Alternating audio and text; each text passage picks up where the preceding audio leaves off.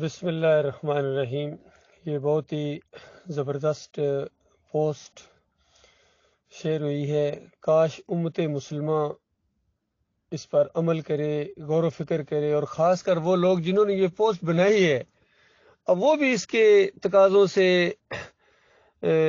جان چھڑا رہے ہیں، پیچھے ہٹ رہے ہیں، اور ان کو خود اب اس کے اوپر یقین نہیں رہا ہے۔ اس پوسٹ کے نیچے لکھا ہوا ہے، یہ ایمان خالص ڈاٹ ریئل اسلام، یہ کراچی میں محمد حنیف صاحب کے جو ساتھی ہیں سہیل خان صاحب، ان عام طور پر بناتے ہیں یا ان کا بیٹا بناتا ہے سعد، اور جب تک یہ ایمان کے اوپر قائم تھے تو یہ بات تو سمجھ میں آتی تھی، لیکن ایمان کو چھوڑ کر شرک اختیار کرنے والوں کو اب یہ باتیں کہنا زیب نہیں دیتا ہے۔ پہلے میں یہ باتیں آپ کے سامنے لا رہا ہوں، اس کے بعد ان کے شرک کی نشاندہی کروں گا کہ کس طرح انہی قرآنی آیات کے یہ مخالف ہو گئے ہیں۔ اوپر ہیڈنگ دیا گیا ہے کہ ایمان والوں کے لیے اللہ کا وعدہ، تو یاد رکھیے یہ ایمان والوں کے لیے ہے۔ الذین آمنوا ولم یلبسوا ایمانہم بالظلم اولئک لہم الامن وہم مہتدون، کہا گیا کہ جو ایمان لائیں اور اپنے ایمان کے اندر ظلم یعنی شرک کی ملاوٹ نہ کریں۔ نبی علیہ السلام نے خود اس آیت کے اندر ظلم کا معنی شرک بتایا ہے کہ جو ایمان لائیں اور شرک کی ملاوٹ نہ کریں یہ صحیح معنوں میں ہدایت یافتہ ہیں، امن و سکون ان کے لیے ہے۔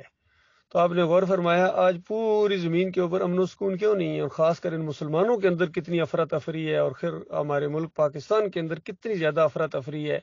انڈیا کے اندر، بنگلہ دیش کے اندر، ہر جگہ کیوں ہے؟ حالانکہ سارے کہتے ہیں کہ ہم ایماندار ہیں، مومن ہیں، ہم مومن ہیں، تو کہیں نہ کہیں گڑبڑ ضرور ہے میرے پیارے بھائیو، جس کی میں نشاندہی کر رہا ہوں اپنے ہر بیان کے اندر، اور اس بیان کے اندر خصوصیت کے ساتھ آپ کی شرک کے اوپر انگلی رکھوں گا کہ کس طرح آپ کے عقیدے کے اندر خرابی آ گئی ہے۔ اس وجہ سے اللہ کے یہ وعدے آپ کے ساتھ پورے نہیں ہو رہے ہیں، کیونکہ اللہ کا وعدہ صرف مومنوں کے لیے ہے۔ تو اس کے نیچے سورہ ال عمران کی آیت لائے ہیں،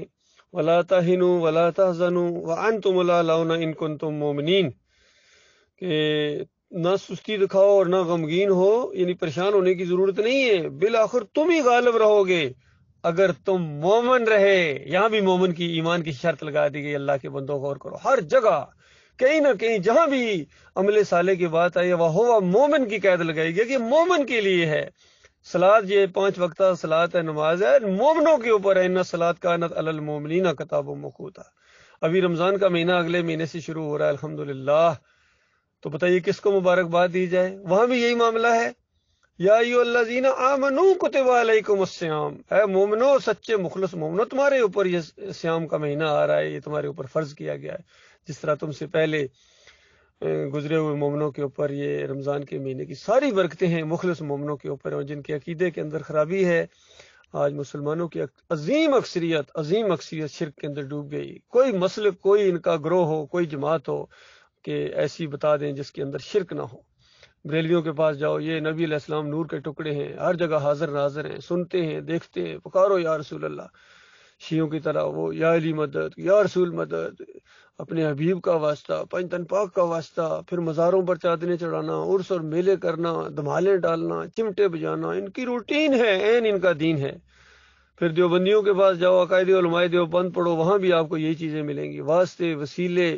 قبروں سے فیض حاصل ہوتا ہے جی، ان کے وسیلے سے مانگو، انبیاء قبروں میں زندہ نمازیں پڑھ رہے ہیں۔ تو اس طرح قبر پرستی کی بنیاد فراہم کر دی انہوں نے، اور غیر مقلدین جو اپنے آپ کو کہتے ہیں، حالانکہ سب سے بڑے مقلد وہی ہیں۔ ان کے بڑوں کے عقیدے اٹھا کر دیکھیے، شاہ ولی اللہ کے، میاں نذیر دہلوی، اوپر احمد بن حنبل سے شروع ہو جائیں، ابن تیمیہ، ابن قیم، ابن حجر عسقلانی، یہ سارے نیچے ان کے بدی الدین راشدی، پیر جنڈا، جتنے یہ ان کے گزرے ہیں سارے اکابرین، سارے کے سارے قبر پرستی کی بنیاد کو فراہم کرتے رہے کہ یہ مردہ سنتا ہے، دیکھتا ہے، پہچانتا ہے۔ کچھ وسیلے کے قائل رہے ہیں اور کچھ وسیلے کے انکار کرتے رہے، لیکن یہ مردہ سنتا ہے، سماع موتا، اس کے اندر سے کوئی نہیں بچا ہے۔ یہ حنبلی ہوں، سعودی ہوں، صوفی ہوں، جتنے گزرے ہیں سارے کے سارے اس شرک کے اندر مبتلا رہے ہیں۔ آج کے ڈاکٹر اسرار ہوں تنظیم اسلامی کے نام سے، یا جماعت اسلامی والے ہوں، اس کے بعد یہ خادم حسین رضوی جو شرک، یہ جو جمہوریت کے شرک میں بھی آ گئے، دوسرے شرک بھی ان کے اندر کوٹ کوٹ کر بھرے ہوئے ہیں، حافظ سعید ہو، سارے، کوئی ایک بھی اس شرک سے نہیں بچا ہے۔ تو بتاؤ کس طرح تمہیں غلبہ عطا فرمائے اللہ تعالیٰ، اور کیوں عطا فرمائے؟ مالک نے غلبے کا وعدہ فرمایا تھا مومن کی شرط کے ساتھ، پھر مالک فرماتا ہے من الناس من یقول آمنا باللہ وبالیوم الآخر وما هم بمؤمنین، سورہ البقرہ شروع کی آیتیں ہیں۔ یہ لوگ عام طور پر اعتراض کرتے ہیں کہ مسلمانوں کو مشرک کہہ دیتے ہو، تو بتاؤ یہاں اللہ کے بارے میں کیا تمہارا خیال ہے؟ کہیں مالک فرماتا ہے وما یؤمن اکثرهم باللہ الا وهم مشرکون، اکثریت اللہ کے اوپر ایمان کا دعویٰ کرنے کے باوجود شرک کرتے ہیں اور ہوتے مشرک ہیں، سورہ یوسف۔ اور ان آیتوں کے اندر مالک فرماتا ہے لوگوں میں بعض لوگ ایسے ہیں جو کہتے ہیں ہم اللہ اور یوم آخرت پر ایمان لائے، مالک فرماتا ہے حالانکہ وہ ایماندار نہیں ہیں۔ پھر دیکھیے سورہ الانعام 162 نمبر آیت، کامیابی کی شرط، یعنی شرط لگائی گئی ہے کامیابی کی، شرک سے پاک ایمان، پھر اللہ سے عہد، شرک سے پاک ایمان، یہ ہیڈنگ باندھا ہے سہیل خان صاحب نے، محمد حنیف صاحب نے۔ شرط ہے تو بتاؤ کیوں سجدہ تعظیمی کے شرک کے اندر تم نے کود پڑے اور چھلانگیں لگائی ہے؟ جب یہ مسئلہ اٹھا تو 2-3 مہینے یہ سہیل خان صاحب ہمارے سے جھگڑتے رہے کہ نہیں بھائی وہ سجدہ نہیں ہوا ہے، یہ تو صرف لغوی معنوں میں تھوڑا سا سر کو جھکا دیا، تھوڑا سا، جس طرح عبداللہ کے اندر بھی آ گیا تھا لغوی معنوں میں، لیکن جب ڈنڈا چلا نا نظم کا وہاں محمد حنیف صاحب کی طرف سے، پھر لغوی شگوی سب ان کا ختم ہو گیا، کہتے ہیں حقیقی سجدہ ہے، معروف سجدہ ہے، پورا خاندان کہتے ہیں یوسف علیہ السلام کے سامنے سجدہ ریز ہو گیا۔ اور یہ دعوت القرآن تفسیر کے اندر محمد حنیف نے دوسری جلد میں سورہ یوسف کی تفسیر میں یہ شرک کا انجیکشن دے دیا اللہ کے بندوں کو۔ دعوت القرآن، گویا قرآن کی دعوت ان کے نزدیک یہ ہے کہ ایک نبی نے پورے خاندان کو لے کے دوسرے نبی کے سامنے سجدہ ریز ہو گیا، اور نہ اس نبی نے کوئی اعتراض کیا، نہ اس نبی نے کوئی اعتراض کیا، نہ مومنوں نے کوئی اعتراض کیا۔ کہتے ہیں اللہ کی مشیت کے مطابق اللہ کا حکم تھا، کہیں اللہ کا حکم نہیں ہے، بلکہ اسی سورہ کے اندر اللہ کا حکم ہے۔ یوسف علیہ السلام جیل میں کہتے ہیں ان الحکم الا للہ امر اللہ تعبدوا الا ایہ، کہ حکم اللہ کے علاوہ کسی کا بھی نہیں چلتا، اور سنو اللہ کا حکم کیا ہے کہ اس کے علاوہ کسی اور کی بندگی نہیں ہوگی۔ یہ ساری چیزیں اسی کی بندگی کے اندر آ جاتی ہیں۔ ابھی یہ خود بندگی کی تشریح کر رہے ہیں، دیکھیے کہتے ہیں کامیابی کی شرط شرک سے پاک ایمان، پھر اللہ سے عہد، اور نیچے آیت لائے ہیں کل ان صلاتی و نسکی و محیایا و مماتی للہ رب العالمین، کہ کہہ دو میری صلات، میری قربانی، میرا جینا اور میرا مرنا اللہ رب العالمین کے لیے ہے۔ بتاؤ کہاں گئی تمہاری قربانی، کہاں گئے تمہارے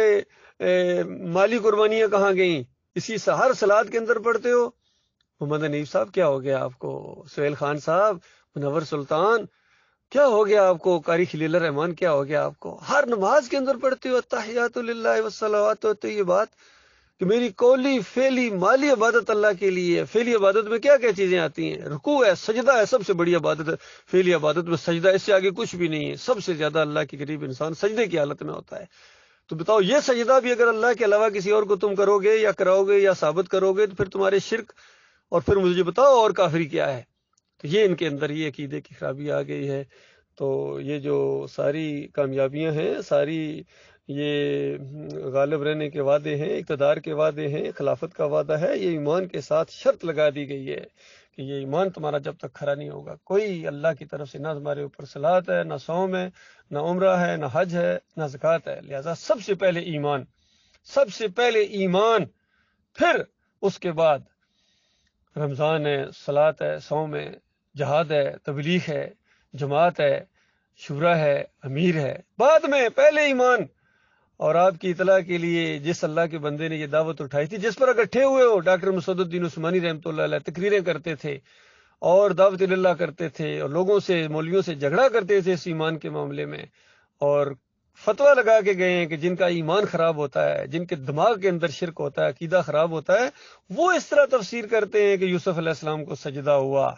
اس طرح انہوں نے فتویٰ لگایا اور کہا کہ دیکھو ہرگز یہ بات نہ کہنا، یہ لہو کی ضمیر وخروا لہو، لہو کی ضمیر اللہ کے لیے، اللہ کے لیے، اس طرح 2 دفعہ زور دیا، اللہ کے لیے ہے۔ اور سارا خاندان ان رحمتوں اور برکتوں کی وجہ سے جو اس خاندان کے اوپر اللہ تعالیٰ نے کی، اللہ کے سامنے سجدہ ریز ہو گیا۔ ڈاکٹر عثمانی کہتے ہیں اللہ کے سامنے سجدہ ریز ہو گیا، اللہ کے سامنے جھک پڑے، یہ سجدہ کیا ہے۔ اور محمد حنیف کہتے ہیں نہیں نہیں نہیں، یوسف علیہ السلام کو سجدہ کیا، یوسف علیہ السلام کے سامنے سجدہ ریز ہو گئے، اور پھر اتنا بڑا جھوٹ بولتے ہیں، کہتے ہیں ڈاکٹر عثمانی کی تقریریں نہیں، کیسٹیں نہیں، اور پھر کہتے ہیں میں ڈاکٹر عثمانی کا 100% پکا ساتھی ہوں، میں ان کے لیے تہجد میں دعائیں کرتا ہوں۔ اللہ کے بندو، عقیدہ نہیں مانتے اور دعائیں کرنے سے کیا ہوتا ہے؟ آج سارے مسلک نبی علیہ السلام کے لیے دعائیں کر رہے ہیں، اللہم صلی علی محمد، اللہم صلی علی محمد، تو دعائیں کرنے سے کیا ہوتا ہے؟ جب عقیدہ وہ نہیں اپناتے ہو محمد صلی اللہ علیہ وآلہ وسلم والا، تو تمہاری یہ بریلویت، تمہاری دیوبندیت، اہل حدیثیت، سلفیت کی کوئی حیثیت ہی نہیں رہتی ہے جب تمہارے عقیدے کے اندر شرک ہے۔ سارے کہتے ہیں، کوئی جمہوریت کے شرک کے اندر لت پت کہتا ہے کہ میں مدینہ ریاست بنا دوں گا، کوئی کہتا ہے نہیں میں وہ نظام مصطفیٰ نافذ کر دوں گا، وہ لے کے آؤں گا، سارے لگے ہوئے ہیں، سارے فریب کار ہیں۔ تو اللہ کے بندو، پیچھے چلنے والوں، میری آپ سے گزارش ہے اور میری آپ کو یہی کہنا ہے کہ دیکھو یہ اپنی دنیا کی خاطر تمہاری دنیا اور آخرت دونوں برباد کر رہے ہیں، پھر وہاں جانے کے بعد چیخو گے، چلاؤ گے، ان پر لعنتیں بھیجو گے۔ آج ان کی حمایت کر لو، ان کی وجہ سے لڑائی جھگڑا کرتے ہو، ایمانداروں کے ساتھ نفرت کرتے ہو، اپنی جماعتوں سے نکالتے ہو، گروپوں سے نکالتے ہو، علاقے سے نکالتے ہو، پرچے کاٹ دیتے ہو کہ یہ نہیں مانتا ہے کہ نبی علیہ السلام قبر کے اندر زندہ ہیں، یہ کہتا ہے اللہ کے پاس جنت میں زندہ ہیں، سارے شہید بھی جنتوں میں زندہ ہیں، ان قبروں میں نہیں ہیں، ان قبروں میں اموات غیر احیاء، ان میں میت ہے، میت سمجھ کے لوگوں نے ان کو دفن کیا تھا، روح نکلی تھی تو شہید کہا گیا تھا، روح نکلی تھی تو قبر میں دفن کیا گیا تھا، زندے کو کوئی دفن نہیں کرتا ہے، تو روح نکلنے کے بعد قیامت سے پہلے واپس نہیں آتی، یہ اللہ کی کتاب کا آخری فیصلہ ہے۔ اس لیے ہر شرک سے بچو اللہ کے بندوں، میرے پیارے بھائیوں، میں آپ کا خیر خواہ ہوں، میں آپ کا دشمن نہیں ہوں، میں آپ کو چھیڑنا نہیں چاہتا ہوں، میں آپ سے کوئی جھگڑا سوائے ایمان خالص کے کوئی اور جھگڑا نہیں ہے، کوئی زر زمین کا کوئی جھگڑا نہیں ہے میرا، پوری قوم پوری دنیا کے ساتھ ایک جنگ ہے، وہ ایمان اور عقیدے کی جنگ ہے، اور گزشتہ 37 سال سے یہ معاملہ چل رہا ہے، انشاءاللہ پوری زندگی آخری سانس تک یہ جنگ جاری رہے گی، کوئی طاقت اس کو روک نہیں سکتی ہے، جب تک میری جان نہ جائے یا ان کے سر اللہ کے سامنے نہ جھکے۔ اللہ تعالیٰ غور و فکر کرنے کی توفیق عطا فرمائے۔